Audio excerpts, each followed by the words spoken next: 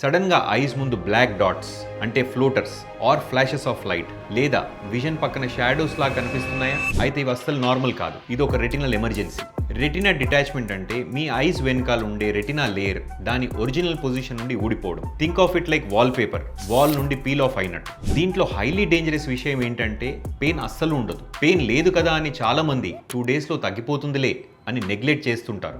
కానీ అది అస్సలు తగ్గదు, ఇంకా వర్స్ అవుతుంది. ఎవ్రీ అవర్కి డ్యామేజ్ పెరుగుతూ ఉంటుంది. 24 to 48 అవర్స్లో ట్రీట్మెంట్ చేయకపోతే పర్మనెంట్గా చూపుపోయే ఛాన్స్ ఉంటుంది. దీనికి రిస్క్ ఫ్యాక్టర్స్ హై మయోపియా అంటే ఎక్కువ మైనస్ పవర్ ఉన్న వాళ్ళకి, డయాబెటీస్ ఉన్న వాళ్ళకి, ఐస్కి దెబ్బ తగిలిన వాళ్ళకి లేదా పాస్ట్లో రెటినా ప్రాబ్లమ్స్ ఉన్న వాళ్ళకి ఉంటుంది. మీ ఐస్ ముందు సడన్గా ఫ్లోటర్స్ లేదా లైట్ ఫ్లాషెస్ కనిపిస్తే రెటినా సర్జన్ దగ్గరికి వెళ్ళండి. వెయిట్ చేయకండి. హై పవర్ లేదా షుగర్ ఉన్న మీ ఫ్రెండ్స్కి ఈ వీడియోని వెంటనే వాళ్ళకి షేర్ చేయండి. మీకు ఏదైనా డౌట్స్ ఉంటే కామెంట్ ఆర్ మెసేజ్ చేయండి.